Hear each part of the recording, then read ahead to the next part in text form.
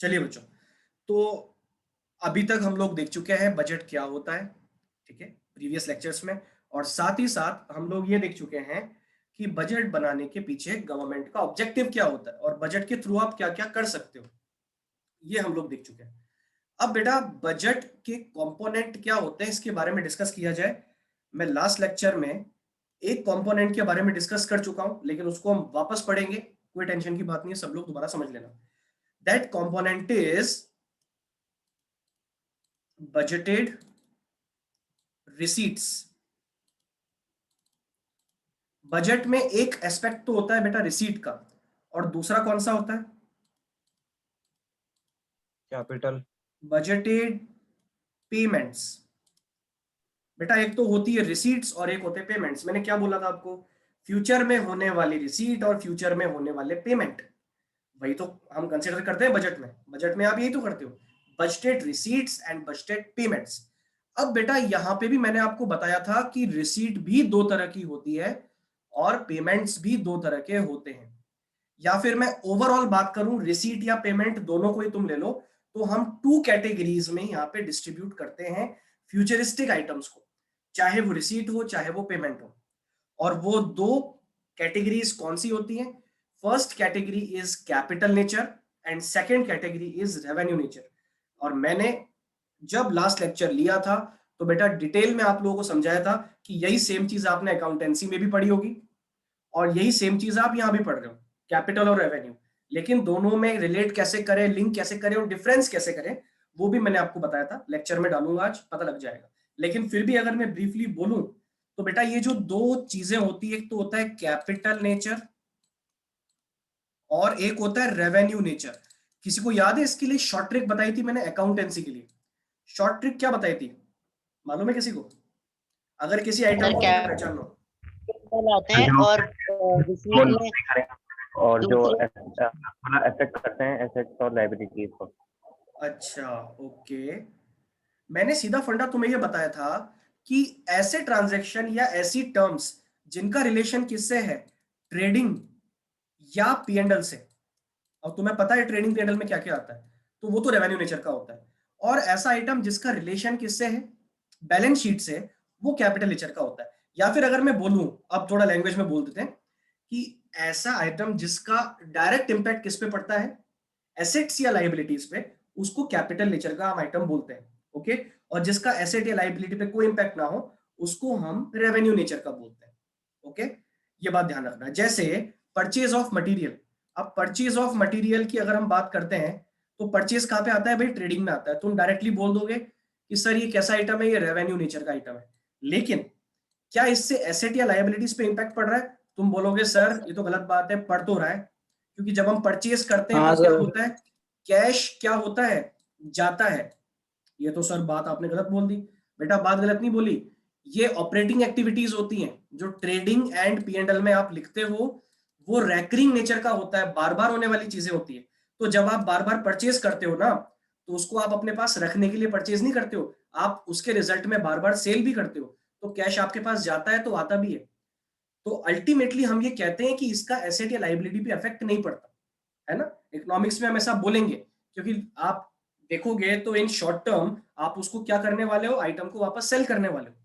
आप परचेज क्यों करते हो? सेल करने के लिए परचेज करते हो। आपके जो गुड्स होते हैं उनको आप क्यों खरीदते हो? सेल करने के लिए। तो purchase is a revenue term. Okay. इसी तरह से सेल भी क्या है भाई? सेल रेवेन्यू टर्म है।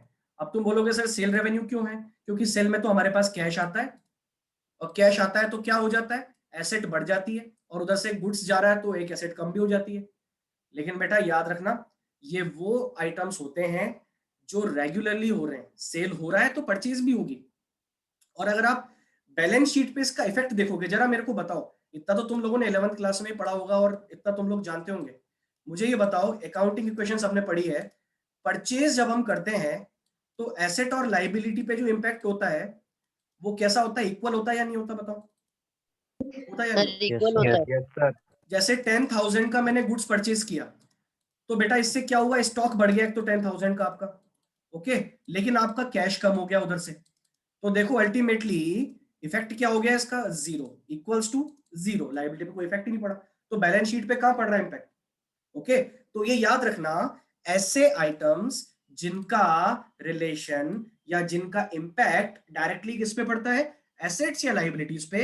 या तो एसेट कम हो जाती है या बढ़ जाती है, या लाइबिलिटी कम हो जाती है या बढ़ जाती है, तो बेटा उसको कहते हैं कैपिटल नेचर के आइटम्स। और रेवेन्यू नेचर के आइटम्स वो होते हैं जो आपकी डे टू डे रूटीन के होते हैं, जो रेकरिंग नेचर के होते हैं, और जिनका एसेट या लाइबिलिटीज पर कोई असर नहीं पड़ता। ओके, और पड़ता भी है तो वो क्रॉस इंपैक्ट होता है जो एक दूसरे से कैंसिल हो जाता है। क्या मेरी बात सबको समझ में आ रही है? यस और नो? Yes sir. इसी को बेटा मैंने यहाँ पे क्लासिफाई करके आपको बताया हुआ है, जरा सब लोग देख लो, लास्ट लेक्चर में मैंने बताया था। ओके, ये मैंने एक्चुअली बजट को भी दो हिस्सों में कर दिया। मैंने बताया था बेटा कि गवर्नमेंट जब एस्टिमेशन करती है, गवर्नमेंट जब आने वाले समय के लिए एस्टिमेशन करती है, तो वो दो तरह के खर्चे और दो तरह की इनकम के बारे में सोचती है। एक तो बड़े वाले जो खर्चे होते हैं, और एक जो छोटे मोटे डे टू डे खर्चे होते हैं। ओके, इसीलिए बजट को भी आप टू कैटेगरीज में एक तरह से कहा जाए तो डिस्ट्रीब्यूट कर सकते हो। एक होता है बच्चों कैपिटल बजट, एक होता है रेवेन्यू बजट। और इसका मीनिंग अगर आपको याद रखना है तो इसका मीनिंग बहुत इजी, मैं बता रहा हूं तुम्हें, बहुत सीधा मीनिंग है इसका। कैपिटल बजट का मतलब है कि वो बजट जो कंसिडर करता है कैपिटल नेचर के रिसीट्स को और कैपिटल नेचर के पेमेंट्स को। ओके, यहाँ पे हम क्या किस पे ध्यान देते हैं बेटा, capital receipts and capital expenditure पे ध्यान देते हैं। मतलब बड़ी वाली जो रिसीट्स हो रही हैं और बड़े लेवल के जो आपके खर्चे हो रहे हैं उनको ध्यान देते हो, तो इन दोनों से मिला के आपका बनता है बड़ा वाला बजट। ठीक है, लेकिन एक बजट होता है जो आप डे टू डे का भी तो बनाते हो ना, कि भाई कुछ पैसा हमें फ्यूचर में डे टू डे के लिए भी तो सोचना है कि भाई डे टू डे जो ऑपरेशंस हमारे होने हैं, जो खर्चे हमारे होने हैं, उनको हम कैसे चलाएं। तो बेटा रेवेन्यू बजट वो बजट है जिसमें कंसीडर किया जाता है छोटी रिसीट्स को और छोटे एक्सपेंडिचर्स को। ओके, हम गवर्नमेंट के छोटे की बात कर रहे हैं जो कि हमारे हिसाब से बहुत बड़े हैं, लेकिन गवर्नमेंट के लिए वो छोटे मोटे है ना, जो डे टू डे बेसिस पे, डेली बेसिस पे होते हैं। ठीक है, ये एक बजट को देखने का एक और नजरिया है जो मैंने आपको बताया। बजट टू टाइप्स का हो सकता है, ऐसा कह सकते हो। एक कैपिटल बजट हो सकता है, एक रेवेन्यू बजट हो सकता है। देखो, अब तुम ये मत पूछना कि सर गवर्नमेंट कौन सा बनाती है, बेटा दोनों ही बनते हैं, है तो ये बजट ही। लेकिन बजट के दो हमने आपको कंपोनेंट बता दिए कि बजट के अंदर एक एस्टिमेशन होता है छोटे मोटे खर्चों का, छोटी मोटी इनकम का, एक होता है बड़े खर्चों का और बड़ी इनकम का। तो एक सेक्शन को तो हम कह सकते हैं कैपिटल बजट और एक सेक्शन को हम कह सकते हैं रेवेन्यू बजट। ठीक है, ये हम डिस्कशन कर चुके थे। इसके बाद मैं अभी अभी बेटा आप लोगों को कैपिटल और रेवेन्यू का फंडा समझा चुका हूं। कैपिटल वो होता है जिसमें एसेट या लाइबिलिटी पर इंपैक्ट पड़ता है, और रेवेन्यू नेचर के आइटम्स वो हैं जिसपे एसेट्स या लाइबिलिटी पे इंपैक्ट नहीं पड़ता है। मैं इसको डिटेल में आपको पढ़ाने भी वाला हूं, प्लस हम इसके एग्जांपल्स भी देखेंगे जिसमें तुम लोग बताओगे एक एक आइटम को पढ़ के कि ये कौन से नेचर का है। ठीक है, तो जरा एक बार इसको देख लो कि कैपिटल एंड रेवेन्यू, ये आपकी स्क्रीन पे अब आ गया है। कैपिटल रिसीट और कैपिटल एक्सपेंडिचर। अभी ये मत देखो कि एसेट बढ़ती है कम होती है क्या होता है, इस पे मैं आऊंगा। लेकिन तुम तो ये देखो कि कैपिटल वाले जो दोनों आइटम है, चाहे रिसीट हो चाहे एक्सपेंडिचर हो, उनका इंपैक्ट पड़ता है एसेट या लाइबिलिटी पे। या तो एसेट कम हो जाती है या बढ़ जाती है, या तो लाइबिलिटी कम हो जाती है या बढ़ जाती है। ये तो कैपिटल वाला हो गया। रेवेन्यू वाले जो होते हैं उसमें पढ़ो भाई क्या लिखा है, नो इम्पैक्ट ऑन एसेट्स और लाइबिलिटीज। एसेट एंड लाइबिलिटीज पे कोई इंपैक्ट इसका नहीं पड़ता है। ठीक है, और ये जो होते हैं, अगर मैं एक लाइन और यहाँ पे लिख दूं बेटा, ये नॉन रेकरिंग नेचर के होते हैं। जो कैपिटल वाले होते हैं कैसे होते हैं, नॉन रेकरिंग, कभी कभार होने वाले। और जो रेवेन्यू वाले होते हैं ये होते हैं बेटा रेकरिंग, ये बार बार होते हैं, अक्सर होते रहते हैं, डे टू डे बेसिस पे होते हैं। ठीक है, ये मैंने आप लोगों को उसका मीनिंग समझा दिया है। ठीक है, अब बेटा हमें किस तरह से इन चारों टर्म्स को पढ़ना है वो मैं आपको बताता हूं। अल्टीमेटली बात बेटा बजट की हो रही है। किसकी बात हो रही है, बजट की। तो बजट में तो दो ही चीजें होती है भाई, सब लोग एग्री करेंगे। बजट में दो ही चीजें होती है, एक तो होती है बेटा रिसीट्स और एक होता है पेमेंट्स। ठीक है, बजट में दो ही आइटम्स होते हैं, रिसीट्स और पेमेंट, फ्यूचर की रिसीट्स एंड फ्यूचर के पेमेंट्स। अब बेटा याद रखना, अब हम जानते हैं कि रिसीट भी टू टाइप्स की है और पेमेंट भी टू टाइप्स के हैं। तो अब हम पहले पढ़ेंगे रिसीट्स को कंप्लीटली, जिसके अंदर हम रेवेन्यू वाली भी पढ़ेंगे और कैपिटल वाली भी पढ़ेंगे। उसके बाद हम पढ़ेंगे पेमेंट्स को। पेमेंट बाद की चीज है, पहले हम पढ़ेंगे रिसीट्स को। तो चलो बच्चों, बिना टाइम वेस्ट किए हम टॉपिक पे आ जाते हैं, रिसीट। और रिसीट मैंने आपको काफी हद तक उस दिन करवा भी दिया था, लेकिन एक अच्छी बात है, तुम्हारा रिवाइज हो जाएगा, वापस से देख लो। ठीक है, चलो अब आते हैं बच्चों हम लोग रिसीट्स पे। सभी लोग ध्यान से देखना, रिसीट्स। रिसीट का मतलब होता है गवर्नमेंट को जो कैश मिल रहा है या फिर जो पैसा गवर्नमेंट के पास आ रहा है। देखो भाई, एक नॉर्मल बिजनेसमैन को ले लो तुम लोग, एक नॉर्मल बिजनेसमैन को ले लो। मैं एक बिजनेसमैन हूं, मेरे पास जो मनी आती है बेटा, वो दो तरह की मनी हो सकती है, ध्यान रखना एक बात। मैं अगर दुकान पे बैठा हूं, मैं गल्ले पर बैठा हूं, जो मेरे पास पैसा आता है वो दो तरह का हो सकता है। जरा तुम लोग मेरे को आंसर देना, सभी लोग मुझे जवाब देंगे इस बात का। एक पैसा मेरे पास वो आ रहा है जो मैं सेल करता हूं, सेल करने से जो मेरे पास मनी आती है, एक तो मनी ये है। और एक बेटा मैंने क्या किया, बैंक से लोन लिया। मैंने बैंक से लोन लिया 1 लाख रुपीस का, है तो वो भी रिसीट ही, क्योंकि आपको मिल रहा है, तो वो 1 लाख रुपीस भी मैं बैंक से निकाल के ले आया। देखो मेरे पास दो तरह का कैश पड़ा है मेरे नजरों के सामने। एक तो कैश कौन सा है, जो मैंने बैंक से लोन लिया है वो 1 लाख रुपए, और एक जो सेल हुई है वो 1 लाख रुपए, सेल भी 1 लाख ऐसा मान लो। मुझे जरा आंसर दो, क्या बच्चों ये दोनों रिसीट है, यस और नो? रिसीट तो दोनों है ना, बिल्कुल ये दोनों रिसीट है। अरे जिसमें कैश आए वो रिसीट, पैसा मिलता है वो रिसीट। तो रिसीट तो मेरे पास जो सेल हुई वो भी है, और जो लोन लिया वो भी है, दोनों रिसीट है। लेकिन एक रिसीट ऐसी है जिससे लाइबिलिटी नहीं बनती है, एक रिसीट ऐसी है जिससे आपकी लाइबिलिटी बनती है। मुझे बताओ, जो मैंने सेल की है, क्या उससे मेरी कोई लाइबिलिटी बनती है क्या? No sir. नहीं। जो मैं चाहूं उस पैसे का कर सकता हूं। हाँ, वैसे बिजनेस ऑपरेशंस का एक कॉमन सेंस वाला माइंड ये बोलता है कि आप उससे परचेसिंग करोगे, लेकिन क्या वो कोई लीगल लाइबिलिटी है, ये करना ही पड़ेगा? नहीं। दूसरा, मैं लोन लेके आया हूं, वो भी रिसीट है, लेकिन वो जो रिसीट है बेटा, क्या उससे कोई लाइबिलिटी जनरेट हुई है क्या? आंसर दें, यस और नो? यस बिल्कुल, रिसीट से लाइबिलिटी जनरेट हुई है। अरे लोन लिया आपने तो लोन से लाइबिलिटी बढ़ गई ना। तो देखो, रिसीट रिसीट में दो एस्पेक्ट आ गए। पैसा आना सब कुछ नहीं होता, वो जो पैसा आ रहा है उसका नेचर देखो, नेचर क्या है। अगर वो जो पैसा आ रहा है, अगर वो टेंशन फ्री वाला पैसा है, मैं तुम्हें और इजी कर दूं तुम्हारे लिए, अगर वो टेंशन फ्री वाला पैसा है, तब तो भैया वो रेवेन्यू नेचर का है। और अगर उससे कोई लाइबिलिटी बनती है तो फिर वो कैपिटल नेचर का है। और ये मैंने तुम्हें एक एस्पेक्ट इसका समझा दिया। ओके, अगर मैं कैपिटल रिसीट की बात करता हूं बेटा, याद रखना, लाइबिलिटी क्या होती है, बढ़ती है। याद रखना, ऐसी रिसीट जिससे लाइबिलिटी इंक्रीज हो जाए या लाइबिलिटी बन जाए, लाइबिलिटी क्रिएट हो जाए। एक और एस्पेक्ट है, अभी सब कुछ यही नहीं है, एक और है कि हमारी एसेट कम हो जाए। अब भाई जरा ध्यान से देखना, जरा सब लोग ध्यान से देखना। देखो, मैं दुकान पे बैठा हूं, वापस वही एग्जांपल ले रहा हूं। मैं दुकान पे बैठा हूं, गल्ले पर बैठा हूं, दो लोग मेरे पास आए। एक मेरे पास आए चैरिटेबल ट्रस्ट वाले जो डोनेशन मांगने आए, और एक मेरे पास आए बैंक वाले जो बैंक के एजेंट है, बैंक से मैंने लोन लिया हुआ है। बेटा मैंने गल्ले में से पैसा निकाल के दोनों को दिया, मैंने गल्ले में से पैसा निकाल के दोनों को दिया, है ना। अब ये बताओ कि ये दोनों को जो मैंने मनी दी है, ये पेमेंट है या नहीं? यस और नो? Yes payment. लेकिन बेटा जरा सोचना और ध्यान से सोचना, एक जो मैं मनी दे रहा हूं उससे मेरी लाइबिलिटी कम हो जाएगी। जो मैं लोन का पैसा वापस रिटर्न कर रहा हूं, जो बैंक वाले को मैं पैसा दे रहा हूं, उससे मेरी लाइबिलिटी कम हो जाएगी। और जो मैं चैरिटेबल ट्रस्ट वाले को दे रहा हूं, उससे मेरी कोई लाइबिलिटी ना कम हो रही है ना एसेट पे इंपैक्ट पड़ रहा है। तो ये मैंने पेमेंट का एग्जांपल भी तुम्हें दे दिया कि याद रखना कि जो एस्पेक्ट यहां पे रिसीट के साथ में है, वही एस्पेक्ट आप देखोगे पेमेंट्स के साथ में। ओके, तो रिसीट ऐसी जिससे या तो लाइबिलिटी बढ़ जाए या एसेट कम हो जाए। अच्छा, लाइबिलिटी बढ़ने का एग्जांपल सर समझ में आ गया, बहुत अच्छा बता दिया आपने कि हमने बैंक से क्या लिया है, बैंक से लोन लिया है, और वो जो हम लोन लेते हैं उससे हमारी लाइबिलिटी बढ़ जाती है। बेशक ये क्या है, रिसीट है, लेकिन कैसी रिसीट है? कैपिटल रिसीट है, क्योंकि इससे हमारी लाइबिलिटी बन जाती है।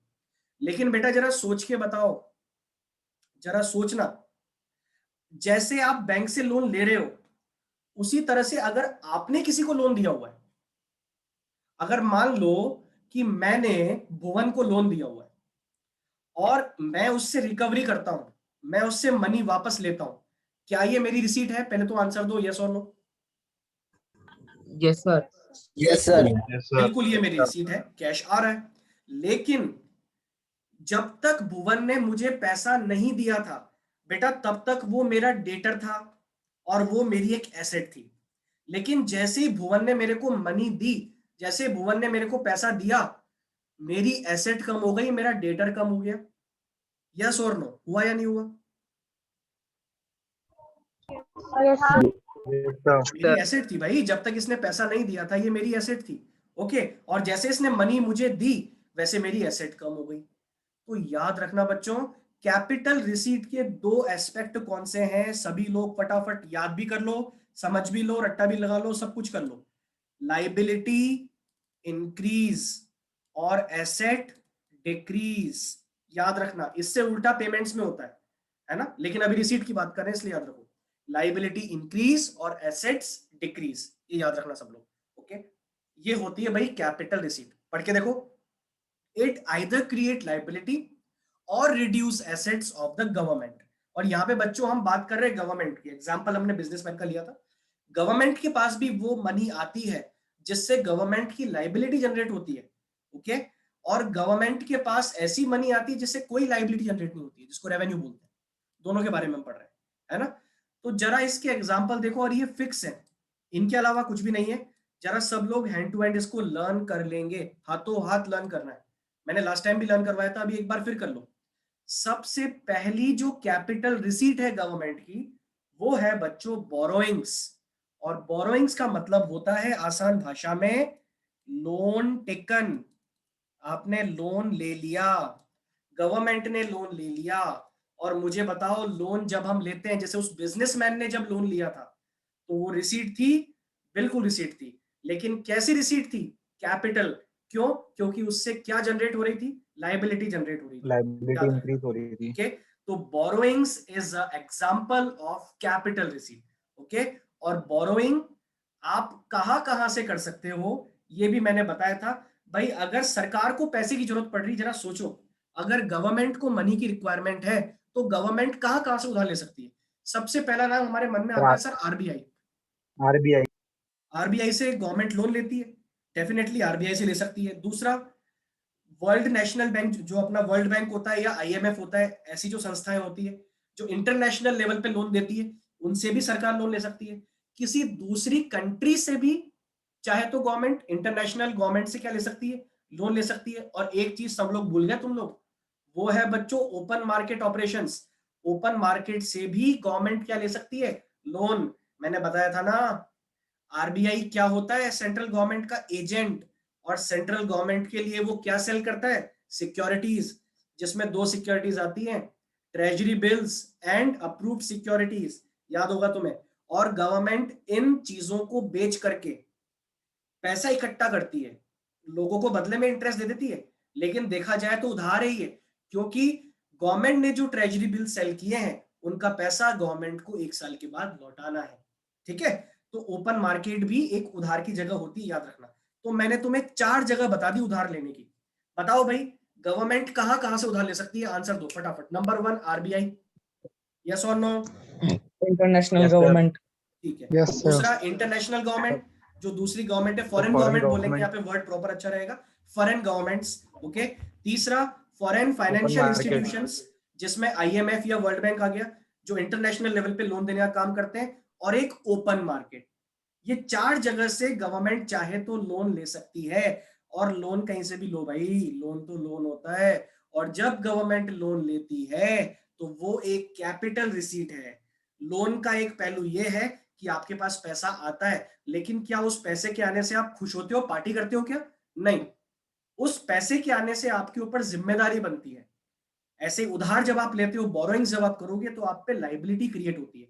तो अगर बेटा मैं आप लोगों से पूछूं, आंसर दो कि ये जो पर्टिकुलर आइटम है बोरोइंग, इस पे इन दोनों में से कौन सी वाली चीज हो रही है? लाइबिलिटी बढ़ रही है या एसेट कम हो रही है? दोनों में से क्या हो रहा है यहाँ पे? लाइबिलिटी बढ़ रही है। बोरोइंग से लाइबिलिटी बढ़ती है। दूसरी चीज भी आएगी, टेंशन मत लो। सेकंड आते रिकवरी ऑफ लोन। जैसे आप उधार ले सकते हो ना, वैसे आप लोगों को उधार दे भी सकते हो। गवर्नमेंट लोन देती भी है। गवर्नमेंट लोगों को, या फिर हम बोलें कि जो धार्मिक काम करने वाली संस्थाएं होती है या फिर जो एनजीओज होते हैं, इनको ग्रांट्स देती है, इनको लोन्स देती है। जब गवर्नमेंट लोन देती है तो गवर्नमेंट उसकी रिकवरी भी करेगी। ओके, और जब वो रिकवरी का पैसा आएगा, आपने किसी को लोन दिया है और जब सामने वाला वो पैसा रिटर्न करेगा तो रिसीट है, डेफिनेटली रिसीट है। लेकिन बेटा उस रिसीट के होने से मुझे आंसर देना, लायबिलिटी बढ़ रही है या एसेट कम हो रही है? एसेट कम हो रही है। एसेट कम हो रही है। एसेट कम हो रही है। याद रखना, एग्जांपल दिया था मैंने अभी भुवन का। क्या दिया था कि भाई मैंने इसको उधार दिया था, इसने मुझे पैसा वापस किया।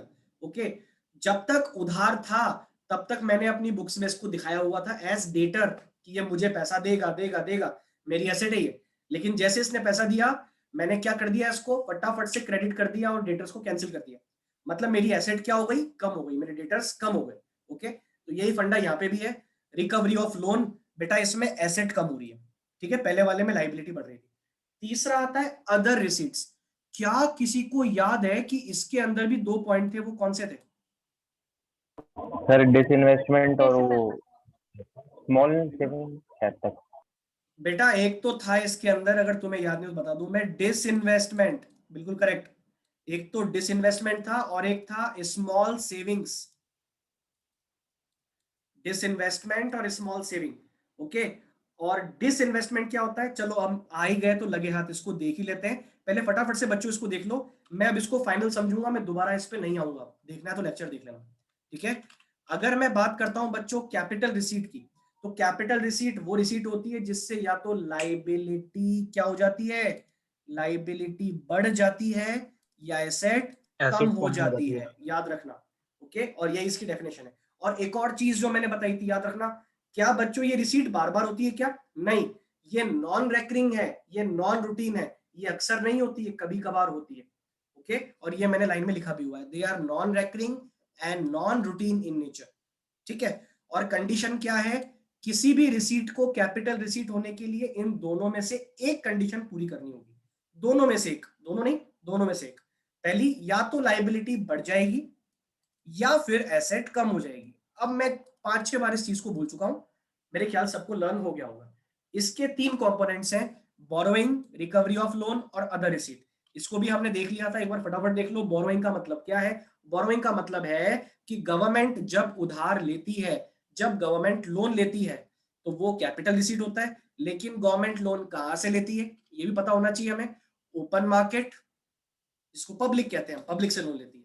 दूसरा रिजर्व बैंक ऑफ इंडिया, तीसरा फॉरेन गवर्नमेंट्स, और लास्ट है इंटरनेशनल इंस्टीट्यूशन या फाइनेंशियल इंस्टीट्यूशंस, जिसमें वर्ल्ड बैंक या आईएमएफ वगैरह आ गया, ठीक है। ये तो बोरोइंग वाला केस हो गया। दूसरा रिकवरी ऑफ लोन, गवर्नमेंट जब किसी को लोन देती है तो उसकी रिकवरी भी करती है। तो government grants various loans to state governments और यूनियन टेरिटरी। बेटा बिल्कुल, गवर्नमेंट लोन देती भी है, किसको? स्टेट गवर्नमेंट्स को या जो यूनियन टेरिटरीज होती है उनको। Recovery of such loans is a capital receipt as it reduces the assets of government. और याद रखना, इस वाले से तो लाइबिलिटी बढ़ती है और इससे एसेट कम होती है। अब लास्ट वाले पे आ जाते हैं, फटाफट से देखते हैं। और ये है बच्चों आपका अदर रिसीट। अदर रिसीट में 2 आइटम थे, मैंने बोला था, सब लोग रट्टा लगा लेना, याद कर लेना। ये होता है डिसइन्वेस्टमेंट। डिसइन्वेस्टमेंट अगर तुम्हें याद नहीं रहता तो इसका मैंने बहुत अच्छा एग्जांपल तुम्हें दिया था, अगर किसी को याद हो तो, आईआरसीटीसी वाला, तेजस एक्सप्रेस, किसी को याद है? Yes sir. सर वो गवर्नमेंट शेयर्स वाला वो बेचते हैं हाँ बिल्कुल बेटा, जो गवर्नमेंट होती है ना, वो गवर्नमेंट जो अपने पब्लिक सेक्टर अंडरटेकिंग्स जो होती है, याद रखना ये वर्ड पीएसयू, पीएसयू का मतलब होता है पब्लिक सेक्टर अंडरटेकिंग्स। ये वो अंडरटेकिंग्स होते हैं या ये वो बिजनेस आउटलेट्स होते हैं जिन पे गवर्नमेंट का अधिकार होता है, जिनको एक्सक्लूसिवली गवर्नमेंट चलाती है। ओके, जैसे रेलवेज है, रेलवेज को एक्सक्लूसिवली गवर्नमेंट चलाती है। जैसे न्यूक्लियर पावर है, उसको एक्सक्लूसिवली गवर्नमेंट चलाती है। जैसे इलेक्ट्रिसिटी है, उसको एक्सक्लूसिवली गवर्नमेंट चलाती थी। लेकिन बच्चों इन चीजों में आपने सुना होगा प्राइवेटाइजेशन एक वर्ड होता है, कि गवर्नमेंट क्या करती है, थोड़ा थोड़ा प्राइवेटाइजेशन करती है। लेकिन प्राइवेटाइजेशन हम नहीं बोलेंगे इसको। प्राइवेटाइजेशन का मतलब होता है कि पूरा का पूरा प्राइवेट सेक्टर को दे देना। लेकिन यहाँ पूरा नहीं देते। गवर्नमेंट पता है क्या करती है, उस पब्लिक सेक्टर अंडरटेकिंग का कुछ परसेंटेज ऑफ शेयर किसको दे देती है, प्राइवेट सेक्टर को। पूरा नहीं, ओनली कुछ परसेंटेज ऑफ शेयर। और ये जो कुछ शेयर है इसको देना, ये कहलाता है डिसइन्वेस्टमेंट। अब तुम्हारे मन में आएगा सर ये रिसीट क्यों है? अरे भाई सोचो ना, तुम अगर अपनी कोई चीज बेचोगे तो पैसा तो लोगे ना उसके बदले में। जब गवर्नमेंट अपना कोई डिपार्टमेंट ही किसी को बेच रही है तो उसके बदले में पैसा लेगी नहीं लेगी, ये बताओ मेरे को। Yes or no? लेगी सर, लेगी ना? लेगी सर। अरे बच्चों एक लेगी, मिनट, लेगी। एक काम करो, मीटिंग खत्म होने वाली है, फटाफट सब लोग आ जाए।